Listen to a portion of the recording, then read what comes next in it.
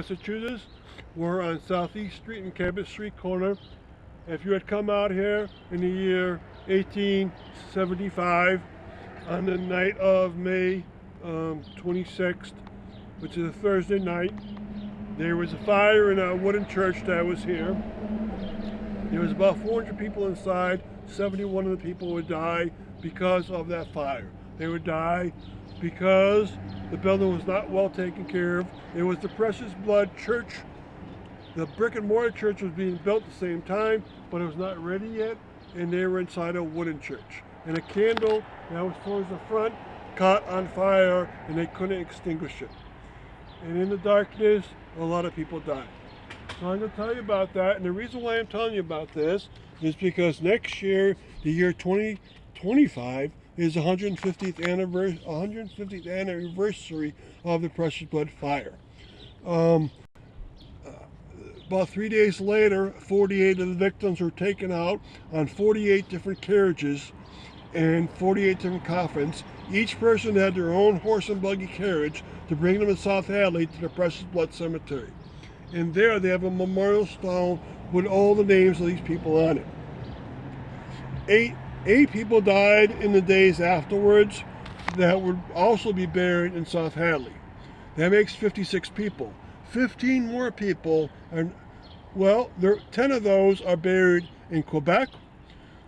One is buried in Burlington, Vermont. One is buried in Greenfield, Massachusetts. And 3 are buried at St. Jerome's Cemetery of Holyoke, Massachusetts.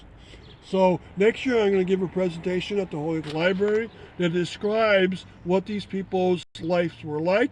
It'll describe what the fire was like in the aftermath and how Precious Blood Church campus was able still to prosper. And I've done videos on all the components of this wonderful campus. So I hope you join me next year. It's going to be a good way of celebrating an anniversary.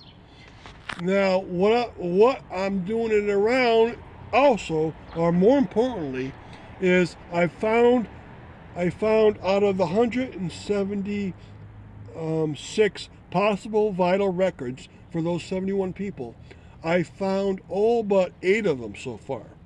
That means I found 163 vital records for these people.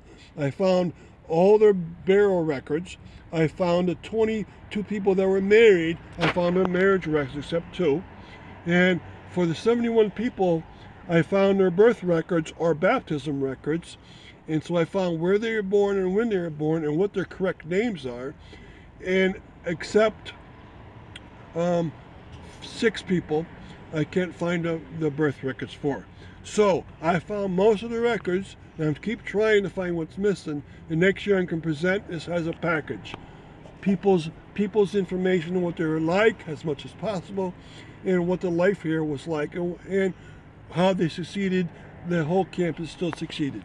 So it's quite the story, and I hope you join me next year.